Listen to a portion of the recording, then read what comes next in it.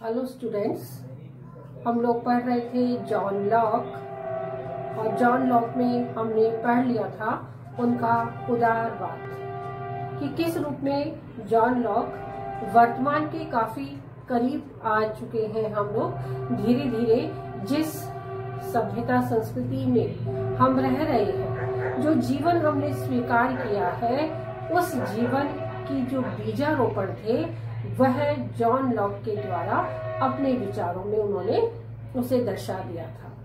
तो John Locke का उदारवाद, आधुनिक उदारवाद, उसकी विशेषताओं से हम लोग पूर्ण रूप से परिचित हो चुके हैं। और आज हम जॉन लॉक द्वारा सामाजिक समझौता सिद्धांत पढ़ने जा रहे हैं, जिसके माध्यम से राज्य की उत्पत्ति हुई थी। लॉक से पहले हमने हॉब्स को पढ़ा था और हॉब्स ने ये समझाया था कि सामाजिक समझौते द्वारा ही राज्य की उत्पत्ति हुई है। लेकिन उन्होंने जिस व्यवहार की, मानव स्वभाव का वर्णन किया था या जिस अराजक प्राकृतिक अवस्था का वर्णन किया था, वो लॉक के प्राकृतिक अवस्था और लॉक के मानव स्वभाव की व्याख्या से बिल्कुल अलग है। तो इन दोनों का विरोधाभास हमें वर्तमान जीवन में लेकर आया और इसी सामाजिक समझौता सिद्धांत को आज हम पढ़ने जा रहे हैं। तो लॉक ने सामाजिक समझौता सिद्धांत द्वारा क्या समझाने का प्रयास किया, पढ़ते हैं लॉक की कोटेशन के माध्यम से कि क्यों सामाजिक समझौता सिद्धांत का उन्होंने वर्णन किया है। लॉक ने बताया कि विवेक को काम में लाने वाली संपूर्ण मानवता को यह सिखाता है कि सब मानव समान व स्वाधीन है। अतः किसी को भी किसी के दूसरे के जीवन, स्वास्थ्य, स्वतंत्रता एवं संपत्ति को हानि नहीं पहुंचानी चाहिए। कि हम मानते हैं कि ये जो मानव शरीर है, ये ईश्वर की एक ऐसी अद्वितीय कृति के रूप में उसने हमारा जीवन को बनाया है, जिसमें काफी कुछ समानता की बात कही है। और ये मानव ने को ईश्वर ने सबसे अच्छी बेहतर चीज दी है, वो दिया है विकसित मस्तिष्क। यदि विवेक से हम कोई कार्य करते हैं तो उस कार्य को कहीं भी कोई चुनौती नहीं दे सकता, ऐसा लॉक का मानना था। और लॉक ने ये समझाने का प्रयास किया कि हम सभी मनुष्य जो पैदा हुए हैं, वो सभी में विवेक समान रूप से सब में मौजूद है। इसलिए विवेक हमें इस बात की इजाजत नहीं दे सकता कि कोई व्यक्ति हमारी स्वतंत्रता और हमारे जीवन को, हमारे स्वास्थ्य को या हमारी संपत्ति को हानि पहुंचाए। तो ये उसके विवेक से प्रेरित कार्य नहीं है, ये कार्य बहुत ही गलत है। और इसी वजह से लॉक ने अपना सामाजिक समझौता सिद्धांत प्रस्तुत किया और लॉक ने समझाया कि सामाजिक समझौता सिद्धांत द्वारा यदि हम वर्तमान को देखते हैं तो लोकतंत्र की रूपरेखा जॉन लॉक ने निश्चित कर दी थी। इसका वर्णन हम निम्न आधारों पर कर सकते हैं, जैसा उसने मानव स्वभाव की व्याख्या की, प्राकृतिक अवस्था की उसने व्याख्या की, प्राकृतिक अवस्था की विशेषताओं को भी उसने समझाया, सामाजिक समझौता क्या था उसने ये समझाया, सामाजिक समझौते की विशेषताएं भी उसने बताई, राजनीतिक समुदाय का स्वरूप उस समय कैसा था और राजनीतिक समुदाय की रचना किस रूप में हुई। तो ये एक बड़ा टॉपिक है, इसे बारी बारी से हम पढ़ेंगे कि इतनी सारी बातें जो सामाजिक समझौता सिद्धांत में लॉक द्वारा बताई गई वो काफी विस्तृत है। तो इसे हम पढ़ना शुरू करते हैं। तो पहला पॉइंट है इसका, मानव स्वभाव की व्याख्या। मानव स्वभाव की व्याख्या हॉब्स के रूप में या मैकियावेली ने जो मानव स्वभाव का वर्णन किया था और हॉब्स ने उसी मानव स्वभाव का वर्णन किया था उसी प्रकार का, लेकिन जहां उन्होंने झगड़ालू, पाशविक, लोभी, स्वार्थी, शक्ति प्रिय, एकाकी, इस प्रकार की विचारधारा से मानव का स्वभाव को परिपूर्ण बताया था, वहीं लॉक ने मानव स्वभाव का एक दूसरा रूप, परिष्कृत रूप सामने लाने का प्रयास किया। तो उसका मानना था कि मानव का स्वभाव सहयोग से भरा है। सहयोग, सहानुभूति, दया, प्रेम, परोपकार जैसे संस्कार उसके जीवन में ऑटोमेटिकली मौजूद है और वो अपने समस्त कार्यों को विवेक से परिपूर्ण होकर ही कार्य करता है। तो हॉब्स का मानना था कि जहां हॉब्स ने मानव को स्वार्थी, झगड़ालू, पाशविक और शक्ति प्रिय बताया था, इसके बिल्कुल विपरीत लॉक ने मानव को सहयोगी और सामाजिक प्राणी माना, जो पारस्परिक सहयोग, प्रेम, दया व सद्भावना के आधार पर दूसरे व्यक्तियों के साथ संबंध रखते हुए अपना जीवन व्यतीत करता है और इस जीवन को वो बेहतर तरीके से जीना चाहता है, जिसमें सहयोग है, दया है, परोपकार है, संस्कार है, सहानुभूति है। तो मानव का इस रूप को जहां मैकियावेली और हॉब्स देखने में चूक कर गए थे, इस रूप को परिष्कृत करके लॉक ने हमारे समक्ष उपस्थित किया और मानव स्वभाव की व्याख्या की कि मानव में ये रूप बहुत ही बेहतर रूप में है और वो अपनी इन सब चीजों की वजह से ही मनुष्य एक सामाजिक प्राणी है और समाज में शांति प्रिय रूप में वो रहना चाहता है। दूसरी इसका पॉइंट है प्राकृतिक अवस्था, कि जिस प्राकृतिक अवस्था का वर्णन हॉब्स ने किया था कि मानव एक अराजक परिस्थितियों में रहता था और उस अराजक परिस्थितियों में चारों ओर संघर्ष उसे दिखाई देता था और आत्मरक्षा की वजह से उसने एक संगठित जीवन जीना प्रारंभ किया था। ये हम लोग हॉब्स के विचारों को पढ़ रहे हैं, लेकिन इसके विपरीत लॉक ने प्राकृतिक अवस्था का वर्णन इस प्रकार से किया कि लॉक का मनुष्य या मानव प्रेम, सहानुभूति, सहयोग व दया से परिपूर्ण था, इसलिए उसकी प्राकृतिक अवस्था कि प्रत्येक के साथ प्रत्येक का संघर्ष की अवस्था नहीं थी। यह शांति, संपन्नता, सहयोग, समानता तथा स्वतंत्रता की अवस्था थी। लॉक ने अपनी कोटेशन के माध्यम से ये समझाने का प्रयास किया कि यद्यपि प्राकृतिक अवस्था स्वतंत्रता की अवस्था है, तथापि यह स्वेच्छाचारिता की अवस्था नहीं है। इस अवस्था में मनुष्य को अपने व्यक्तित्व तथा संपत्ति के प्रयोग की अमर्यादित स्वतंत्रता थी। कि मनुष्य को क्या था, अपने व्यक्तित्व और अपनी संपत्ति के प्रयोग की अमर्यादित स्वतंत्रता थी, पर उसको तब तक अपने को नष्ट करने की स्वतंत्रता नहीं थी जब तक ऐसा करने की आवश्यकता जीवन बनाए रखने के अतिरिक्त अन्य किसी उद्देश्य से न हो। तो वो ये कहना चाहता था कि इस प्राकृतिक अवस्था में स्वतंत्रता थी, लेकिन स्वेच्छाचारिता नहीं थी।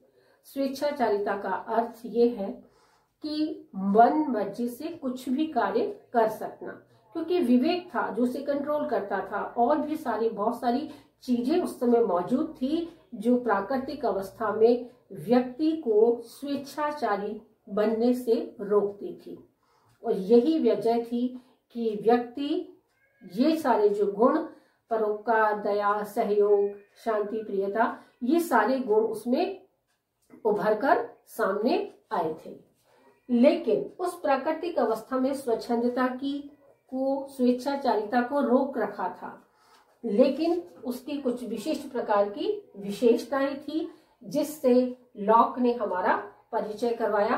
वो विशेषताएं क्या थी, बारी बारी से उसे हम पढ़ते हैं।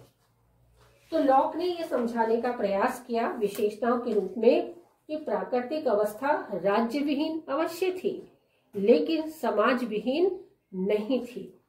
अर्थात उस समय राज्य की उत्पत्ति नहीं हुई थी, लेकिन विवेकशील व शांति प्रिय मानव में सामाजिकता की भावना विद्यमान थी और सद्भावना, परस्पर सहयोग व सुरक्षा की अवस्था थी, जिसमें व्यक्ति जहां तक संभव हो झगड़ा नहीं करता था। सद्भावना व परस्पर प्रेम से प्रेरित हो वह शांति प्रिय जीवन व्यतीत करता था। पहली बात तो उसने ये समझाने का प्रयास किया कि वह जीवन जो प्राकृतिक अवस्था में मौजूद था वो राज्य विहीन अवश्य था, लेकिन समाज विहीन नहीं था, कि मनुष्य एक सामाजिक प्राणी है। यह उसने समझाने का प्रयास किया और जहां तक संभव हो वो सद्भावनाओं, परोपकार, सहयोग और दया जैसी चीजों पर ही आश्रित रहता है और शांति प्रिय जीवन जीने का प्रयास करता है। लेकिन जहां तक संभव हो वो झगड़ा करना नहीं चाहता। लेकिन फिर भी यदि कहीं कुछ ऐसा होता है तो वो उसे अपने विवेक के अनुसार संभालने की कोशिश करता है। तो प्राकृतिक अवस्था कैसी थी? समाज विहीन नहीं थी। दूसरी विशेषता वो बताता है कि प्राकृतिक अवस्था में स्वतंत्रता का साम्राज्य था। व्यक्ति उस कार्य को करने के लिए स्वतंत्रता रखता था जिसे वह उपयुक्त समझे,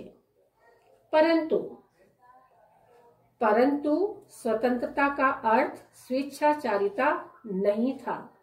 प्राकृतिक कानून व विवेक उसे अनुचित कार्यों को करने से रोकते थे। कि जिस प्राकृतिक अवस्था का वर्णन लॉक ने किया है उसमें यह समझाने का उसने प्रयास किया कि जिसे वह उपयुक्त समझे वह करे, कि प्राकृतिक अवस्था विवेक से परिपूर्ण थी, लेकिन फिर भी स्वेच्छाचारिता उस समय नहीं थी। स्वेच्छाचारिता नहीं होने की वजह से केवल अपने आप को नष्ट करने के लिए एक ठोस वजह यदि नहीं है तो वो व्यक्ति ऐसी स्वेच्छाचारिता नहीं कर सकता। तो उसने ये समझाने का प्रयास किया कि जिसे वह उपयुक्त समझे, यानी जो भी कार्य वो करना चाहता है, चाहे वो अपनी निजी स्वतंत्रता हो, चाहे वो अपनी निजी समानता की बात हो या फिर निजी संपत्ति की बात हो, वो उसे जिसे वो उपयुक्त समझता है उस पर वो खर्च कर सकता है। उस व्यवस्था को वो आसानी से अडॉप्ट कर सकता है। लेकिन वो स्वेच्छाचारी अवस्था नहीं थी, इसलिए व्यक्ति से कहीं ना कहीं इस प्रकार का एक ऑटोमेटिकली एक प्रकार का रिश्ता था जिससे वो स्वेच्छाचारी होने से अपने आप को बचाए रखता था। तीसरी विशेषता वो बताता है कि जीवन, समानता और स्वतंत्रता तथा संपत्ति का प्रयोग वह अपनी इच्छा से कर सकता है।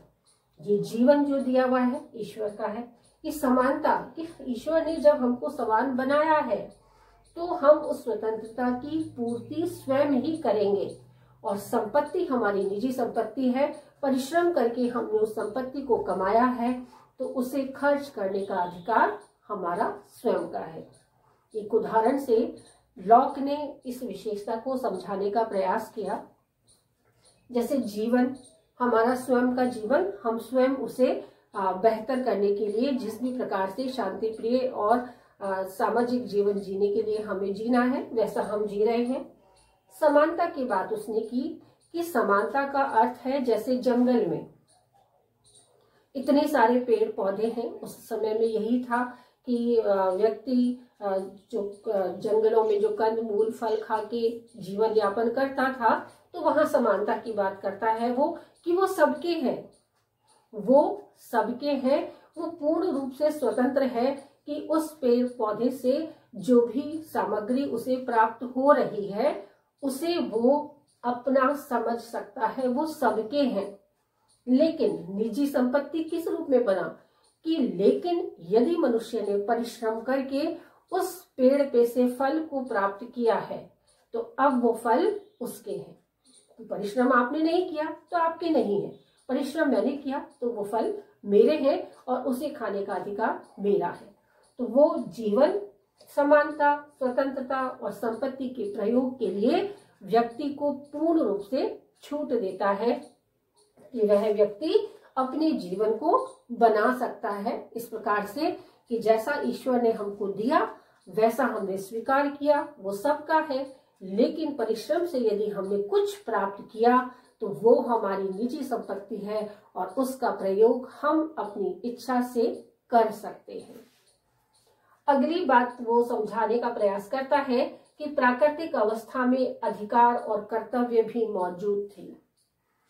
अधिकार का अर्थ कि जो संपत्ति का मूल फल वाली बात को ही हम आगे दोहरा देते हैं कि जो निजी संपत्ति उसने इकट्ठी की है उस निजी संपत्ति पर उसका अधिकार है।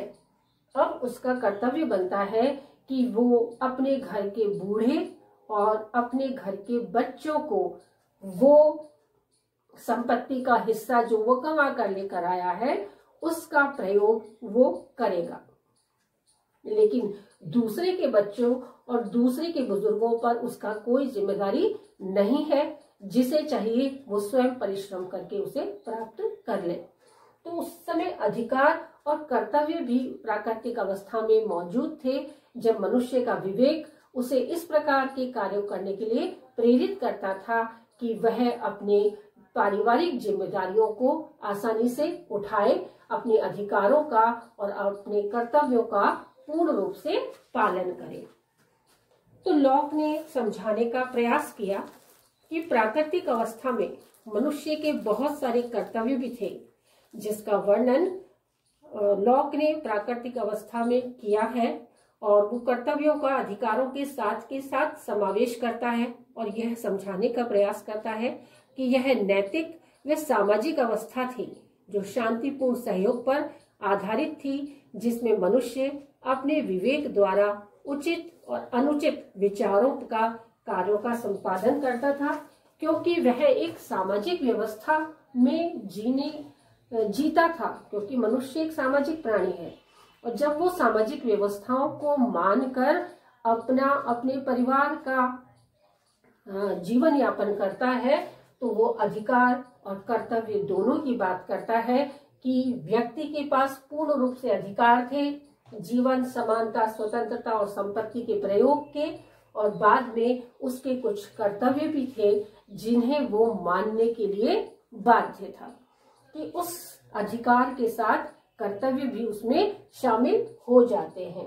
तो इस तरीके से हम देखते हैं कि लॉक ने सामाजिक समझौता सिद्धांत के द्वारा यह समझाने का प्रयास किया कि जैसा हॉब्स ने मानव का वर्णन किया है वैसा तो मानव कभी था ही नहीं। तो इस सामाजिक समझौता सिद्धांत को देखकर हम समझ सकते हैं कि राजनीति विज्ञान का ज्ञान उस समय कितना समृद्ध था और समृद्धि की वजह से ही लॉक का जो ज्ञान है वो वर्तमान से काफी करीब आ चुका है। आज मौलिक अधिकारों की हम बात करते हैं तो जीवन जीने का अधिकार सबसे ऊपर आता है, क्योंकि वही मानवता का अधिकार है। हम समानता की बात करते हैं तो मौलिक अधिकारों में समानता ही सबके लिए मान्य है कि कानून के समक्ष सभी समान है। तो जब ईश्वर ने हमको सब कुछ समान दिया है तो कानून के समक्ष भी हम लोग समान हैं। और स्वतंत्रता की जब हम बात करते हैं कि जो चीज हमारी है उसका प्रयोग हम स्वयं अपने विवेक से शांतिपूर्ण निर्णय लेकर उसका प्रयोग कर सकते हैं।